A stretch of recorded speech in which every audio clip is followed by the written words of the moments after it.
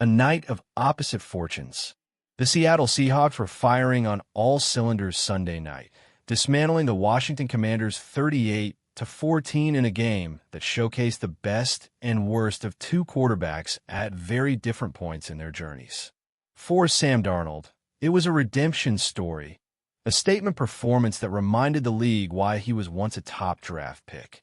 For Jayden Daniels, it was a painful setback as the promising rookie left the game with a concerning arm injury late in the fourth quarter. What unfolded at Lumen Field was a tale of dominance, precision, and heartbreak, one that could shift the momentum for both franchises moving forward. Darnold's masterclass. Sam Darnold played arguably the best game of his professional career. From the very first snap, he looked composed, confident, and in complete control of Seattle's offense. He began the night completing 16 consecutive passes, shredding Washington's secondary with quick reads, accurate throws, and calm footwork in the pocket.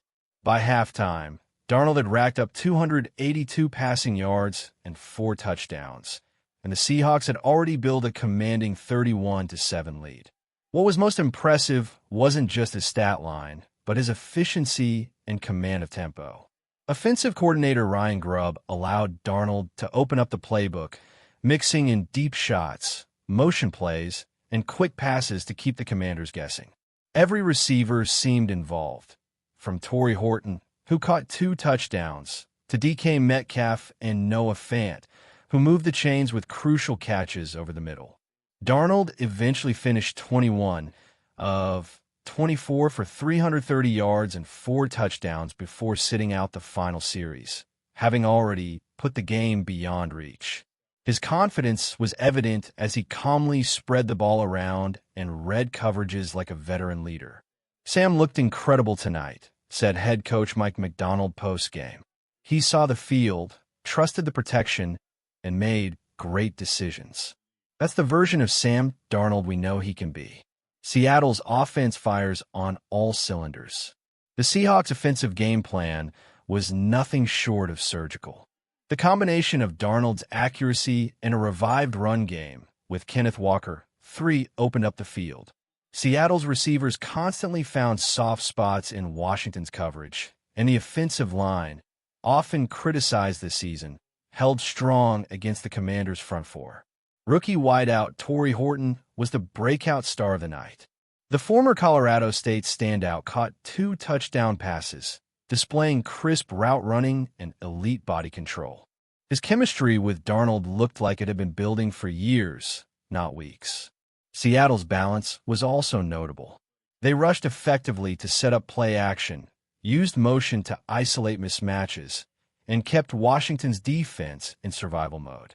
By halftime, the Seahawks had already accumulated over 350 total yards and dominated time of possession. Commanders collapse early. For the Washington Commanders, everything that could go wrong did. Their defense, normally the team's backbone, was shredded from start to finish. Broken coverages, missed tackles, and a lack of pass rush allowed Darnold to dictate the pace with ease. Offensively, rookie quarterback Jayden Daniels struggled to find rhythm. The Seahawks' pass rush, led by Boy Mafe and Draymond Jones, kept him off balance all night. Daniels managed a few nice scrambles and short completions, but he couldn't sustain drives or find open receivers downfield.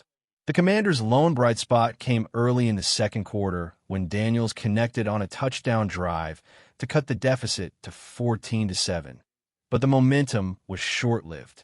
Seattle responded with 3 straight touchdown drives, effectively ending the contest before halftime. Jayden Daniels' injury scare. Late in the fourth quarter, Daniels' night, and perhaps Washington's short-term hopes, took a devastating turn. Attempting a run near the goal line, he was tackled awkwardly and landed on his non-throwing arm, immediately grimacing in pain. Trainers rushed to the field as Daniels clutched his left arm. He exited the game and did not return. Early reports suggest the injury could be a sprain or possible fracture, pending further evaluation. Head coach Dan Quinn addressed the injury in his post-game press conference. "He's a tough kid. We're hoping for the best, but it didn't look good. We'll know more after the scans. The loss of Daniels, even temporarily, would be devastating for Washington. The rookie has been one of the few bright spots for the Commanders this season, showing flashes of the dynamic playmaking that made him a Heisman winner at LSU. Seattle's defense silences critics. While Darnold stole the spotlight, Seattle's defense quietly delivered one of its best performances of the year. The front seven pressured Daniels relentlessly, forcing hurried throws and limiting Washington to just 238 total yards.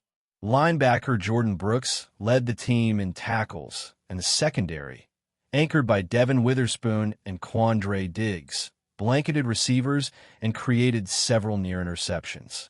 The defensive effort completely shut down Washington's rhythm, forcing multiple 3-and-outs.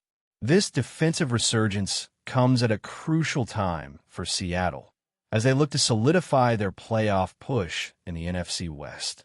The unit's combination of youth, speed, and aggression could make them one of the league's most balanced teams heading into the winter stretch.